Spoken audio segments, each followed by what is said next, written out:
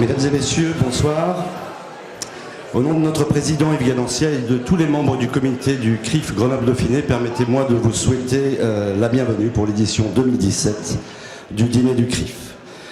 Nous vous remercions d'avoir répondu si nombreux cette année encore à cette édition 2017. Nous souhaitons remercier encore une fois très chaleureusement tous les annonceurs de notre plaquette. Sans eux, ces dîners n'auraient aucune existence possible, alors merci à vous tous. Conservez bien d'ailleurs cette plaquette pour vous recommander du CRIF auprès de nos annonceurs. Ils vous accorderont ainsi le meilleur accueil. Et pour ceux qui ne font pas encore partie de notre club très fermé des annonceurs, vous pouvez dès ce soir réserver vos emplacements pour l'année prochaine. Nous remercions tous les élus, les représentants d'associations et les personnalités publiques et religieuses d'honorer ce dîner de leur présence. Merci à David Smetanine, notre champion olympique, toujours présent à nos appels. Merci particulier à monsieur Étienne Boissy, rédacteur en chef du journal des chrétiens amis d'Israël. Dans quelques instants, nous entendrons le discours de monsieur Yves Ganancia, président du CRIF Dauphiné, et celui de monsieur Francis Khalifa, président du CRIF national, puis nous passerons au dîner.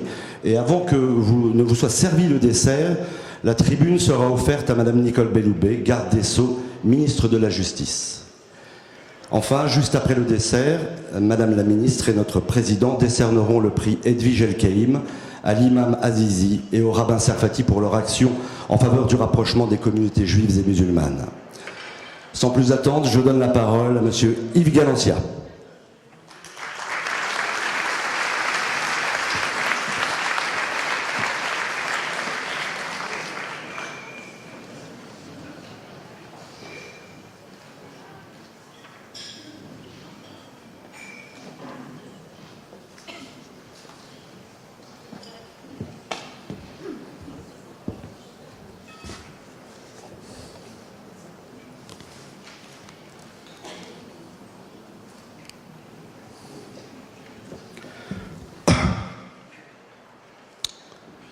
Excusez mon émotion, ce n'est pas tous les jours qu'on reçoit une ministre. Madame la ministre de la Justice, Madame l'ancienne ministre, chère Geneviève, Monsieur le préfet d'Isère, Monsieur le président de Grenoble-Alpes Métropole, Madame la conseillère régionale représentant Laurent Wauquiez, Monsieur le vice-président du conseil départemental, représentant M. Jean-Pierre Barbier, Mesdames et Messieurs les députés d'Isère, Monsieur le maire de Grenoble, Mesdames et Messieurs les maires des communes de l'Isère, Mesdames et Messieurs les conseillers régionaux, départementaux et municipaux, Monsieur le procureur général près la cour d'appel, Monsieur le président national du CRIF, Mesdames et Messieurs les consuls, mon général commandant la 27e brigade d'infanterie de montagne, Mesdames et Messieurs les représentants des services de l'État, Messieurs les représentants des cultes, Mesdames et Messieurs les présidents et représentants d'associations, Mesdames et Messieurs,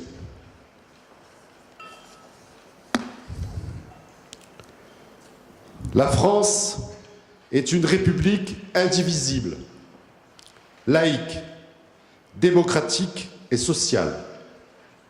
Elle assure l'égalité de tous les citoyens, sans distinction d'origine, de race ou de religion. Elle respecte toutes les croyances. Vous aurez naturellement reconnu le début de l'article 1er de la Constitution. Cette conception de l'État n'a pratiquement pas changé depuis la Révolution de 1789, sauf peut-être à l'occasion de brèves et douloureuses parenthèses historiques. S'agissant de la place des communautés religieuses, et notamment de la communauté juive, la réponse a été clairement donnée en 1791 par le député Stanislas de Clermont-Tonnerre. Il faut tout refuser aux Juifs comme nation, au sens de communauté, et tout accorder aux Juifs comme individus. Autrement dit, la République française ne reconnaît qu'une communauté, la communauté nationale dans laquelle toutes les religions doivent naturellement trouver leur place. Les Juifs, en tant que tels, comme les chrétiens ou les musulmans, ont bien entendu le droit à faire valoir leurs différences, dès lors que ce droit à la différence ne se traduit pas par une différence de droit ou de devoir. Cela n'a jamais posé problème, comme le rappelait le grand rabbin Chaim Korsia, le grand rabbin de France, lors d'une interview en janvier 2015. Une même personne peut à la fois être membre de la communauté juive et d'un parti, d'un club de bridge, et supporter du PSG, je rajouterai, ou de l'OM. Cela signifie qu'en principe, personne ne peut opposer deux groupes d'individus, qu'on appellerait communauté, parce que nous appartenons tous à la communauté nationale, structurée autour des valeurs républicaines. Celle-ci nous donne le pouvoir incroyable d'être des citoyens. Les Juifs ont tout fait pour être membres de la communauté nationale, depuis le décret du 27 septembre 1791. Et il concluait par ces mots très forts. Les Juifs sont et ont toujours été des champions de l'universel. Leur place, plus que jamais, est au cœur du rêve républicain. Ce rêve républicain, Madame la Ministre, Monsieur le Préfet, Mesdames et Messieurs les élus de la République, c'est vous qui l'incarnez. Votre présence amicale et chaleureuse ici ce soir en est le témoignage. Je tiens à remercier notre invitée d'honneur, Madame Nicole Belloubet, garde des Sceaux, ministre de la Justice, d'avoir accepté l'invitation du CRIF Grenoble-Dauphiné pour sa première visite officielle dans notre ville. Comme un symbole, pour rappeler que l'état de droit et de justice est le fondement de notre République. À travers vous, Madame la Ministre, je tiens à rendre hommage à tous les fonctionnaires de l'État, justice, police, gendarmerie, mais aussi l'armée, qui agissent chaque jour pour faire respecter cet état de droit et pour protéger la communauté juive de cette ville. Goethe disait que les Juifs étaient le thermomètre du degré d'humanité de l'humanité. Il voulait parler de l'attitude des peuples chez qui ils étaient installés à leur égard. Certains d'entre vous estimeront peut-être que la température a un peu baissé ces derniers temps avec l'augmentation des actes et des propos antisémites. Permettez-moi, Monsieur le procureur général, de citer un passage de votre discours prononcé lors du dîner du CRIF à Marseille en 2010. Mais l'antisémitisme est toujours là. La bête immonde reste tapie dans l'ombre. Il affleure dans nos sociétés de confort, mais aussi de doute et d'angoisse, où l'autre, le différent, qui n'a pas la même religion, peut devenir le nuisible, à éliminer sans désemparer, comme l'exutoire de son mal de vivre. Nous devons rester toujours vigilants, car l'antisémitisme puant de l'extrême droite, comme celui morbide de l'islamisme radical, sévissent toujours. Le meurtre horrible de Sarah Halimi en est la preuve que certains refusent encore d'admettre. Le CRIF national s'est battu pour faire reconnaître cet horrible crime comme un crime à caractère antisémite. Je laisserai le soin à Francis Khalifa, président national du CRIF, de vous exprimer notre combat pour la vérité. La lutte contre les discriminations et les comportements racistes et antisémites constitue une des priorités des pouvoirs publics. Depuis Robert Badinter, le ministère de la Justice l'a rappelé dans de nombreuses circulaires au cours de ces dernières années, demandant au parquet de mener une politique active et dynamique.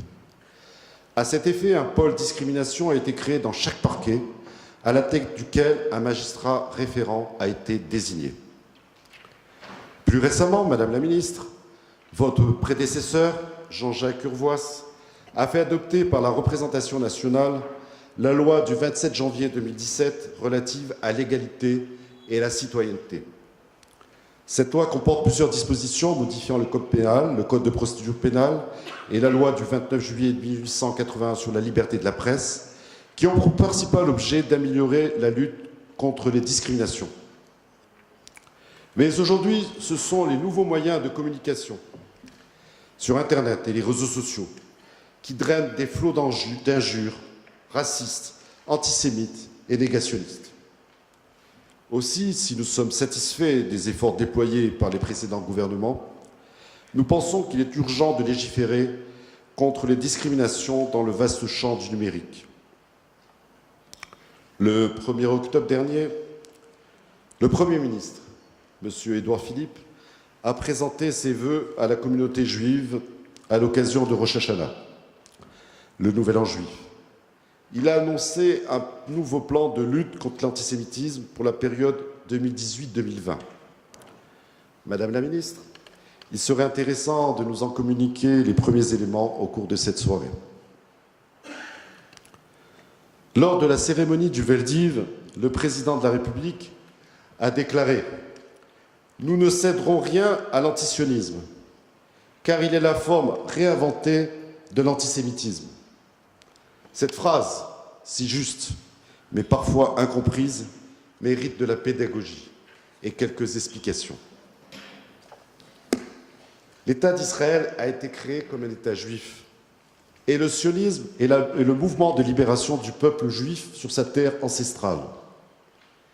Être antisioniste, ce n'est pas contester tel ou tel aspect de la politique de l'État d'Israël, ni être opposé à la politique de ce gouvernement.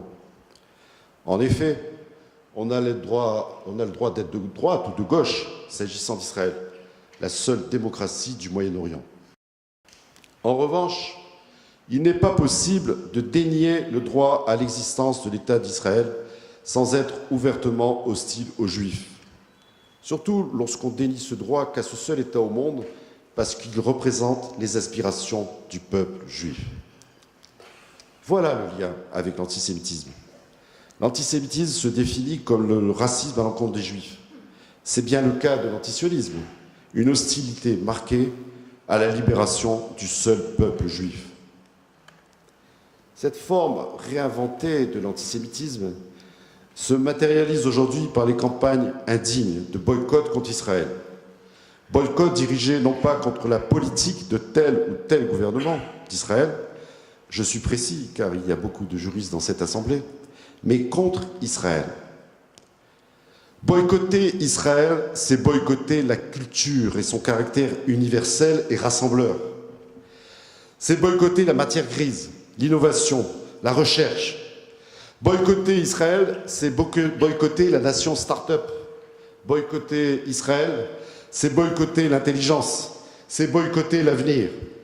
C'est surtout boycotter la paix, cette paix qui sera construite par le rapprochement des peuples, par l'acceptation de tous les peuples de la région, aussi bien le peuple palestinien que le peuple israélien. Remarquez que les Palestiniens ont des liens économiques très forts avec Israël. Ils ne boycottent pas Israël, loin de là. Le boycott d'Israël, comme le boycott de toute autre nation d'ailleurs, est surtout illégal en droit français. Je rappelle que l'article 225.1 du Code pénal interdit les discriminations économiques en fonction de l'appartenance à une nation, une race ou une religion. La Cour de cassation l'a rappelé clairement dans 2 arrêts du 20 octobre 2015. Les articles 23 et 24 de la loi sur la presse incriminent cette discrimination dès lors qu'elle intervient sur n'importe quel support. Cela vise tous les comportements de boycott. Dans le cadre de la cellule de veille contre le racisme et l'antisémitisme qui fonctionne à Grenoble depuis près de 15 ans, autour de Monsieur le procureur général, nous avons signalé des faits d'appel au boycott qui se sont déroulés en marge de la journée des Tuiles du 10 juin dernier, organisée par la ville de Grenoble. Je sais que le maire de Grenoble a condamné publiquement ce type de débordement. Il faut maintenant que la justice s'active et enquête. Je tiens à remercier ici M. Dallest, procureur général, qui a pris l'initiative le 28 septembre dernier de demander officiellement au procureur de Grenoble de diligenter une enquête. Le lien entre le boycott d'Israël et l'antisémitisme est évident. Monsieur le procureur sait que le laxisme sur ce sujet conduit au sentiment d'impunité, à des comportements plus graves et aux agressions que nous connaissons en France depuis une quinzaine d'années. Il faut donc être intraitable sur ce sujet. Il faut laisser libre cours à la critique de la politique du gouvernement d'Israël, bien entendu, comme de tous les gouvernements du monde. Mais la liberté d'expression dans une société démocratique comme la nôtre est soumise à des restrictions dès lors qu'elle franchit la ligne rouge de l'antisémitisme. À notre sens, cette ligne rouge a été franchie à Grenoble le 10 juin dernier. Et nous souhaitons que ce mal de l'antisémitisme soit combattu avec force et détermination, extirpé de partout, mais surtout ici à Grenoble, ville compagnon de la libération, ville chargée d'histoire, ville des justes et ville de la résistance. Cette parole antisémite est incarnée depuis quelques années par un pseudo-humoriste qui a fait de l'antisémitisme et de l'antisionisme son fonds de commerce, sur la toile et dans des salles de spectacle complices de son ignominie. Nous avons exprimé notre indignation au maire de Grenoble concernant un spectacle programmé fin octobre au Summum à Grenoble. Éric Piolle a pris un arrêté d'interdiction justifié par des risques de troubles à l'ordre public et confirmé par le juge des référés en première instance. Mais il est nécessaire d'agir en amont. C'est pourquoi nous avons demandé au maire de Grenoble de saisir le conseil municipal afin de prendre un arrêté interdisant la location ou la mise à disposition d'un équipement géré par la ville pour toute manifestation faisant intervenir une personne ou une association ayant été condamnée par les tribunaux pour propos racistes, antisémites ou xénophobes. À notre sens, cette mesure préventive, juridiquement défendable, devrait s'appliquer à toutes les communes de la métropole. C'est Elisabeth Badinter qui disait récemment dans l'Express « Ne laissez pas les Juifs mener seuls ce combat, sans quoi il est perdu d'avance. » Nous avons un devoir d'honneur, ici peut-être plus qu'ailleurs. Et c'est avec vous tous, mesdames et messieurs les leaders d'opinion, mesdames et messieurs les personnalités engagées, que nous vaincrons ce mal, car ce combat peut être gagné et il mérite d'être vaincu. Je compte donc sur votre entière mobilisation à tous. Il est étonnant de constater que dans le même pays où il se trouve des extrémistes religieux prêts à tuer et à mourir pour une religion dévoyée qui méprise nos libertés et nos droits les plus précieux, tels que comportement sexuel, vie privée, liberté de conscience et d'expression, et des citoyens qui ne lèvent pas le petit doigt pour défendre une démocratie représentative diffamée et honnie, mais à laquelle ils doivent la paix et la liberté.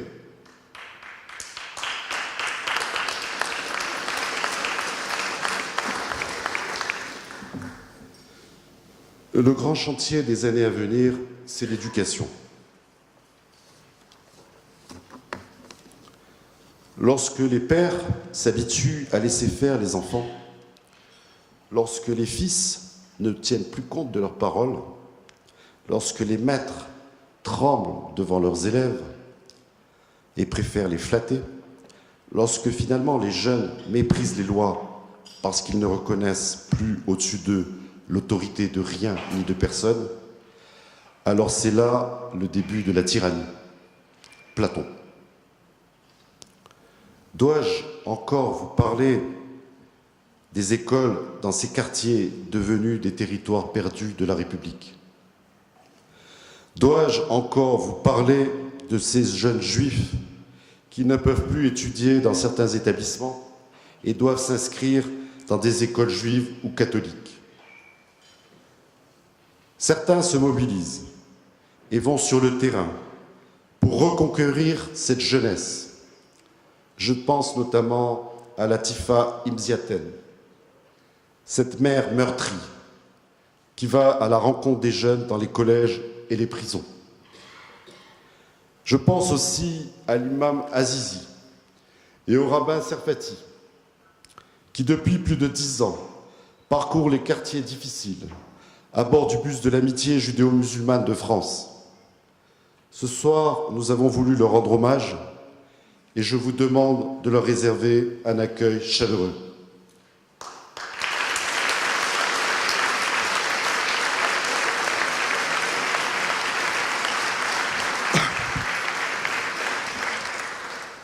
La confrontation des jeunes à la douloureuse histoire des génocides du XXe siècle leur apprend à résister aux engrenages des extrémismes, des racismes et de l'antisémitisme. Je tiens à saluer ici l'initiative de Grenoble-Alpes Métropole, sous l'impulsion de son président, qui a organisé un voyage mémoriel en mars dernier à Cracovie et à Auschwitz-Birkenau. À leur retour, j'ai rencontré les enseignants et les élèves du collège Stendhal qui m'ont fait partager leurs émotions, mais aussi leur détermination à combattre le mal. La ville de Grenoble a aussi initié un travail pédagogique auprès des écoles pour impliquer davantage les jeunes dans les cérémonies mémorielles. Ce travail s'élabore avec les enseignants au cours d'ateliers en collaboration avec l'équipe du Camp des Milles qui effectue un travail remarquable. Ces expériences doivent être multipliées et développées, car il en va de l'avenir de nos enfants. Ces dangers du populisme, de la xénophobie et du repli sur soi sont en progression constante dans toute l'Europe. Cette vieille Europe, qui par une conjonction de raisons inextricables est la partie du monde où se sont accumulés le plus grand nombre de connaissances et de progrès utilisables par toute l'humanité. La plupart de ces connaissances puisent leur origine dans la pensée grecque et la pensée juive.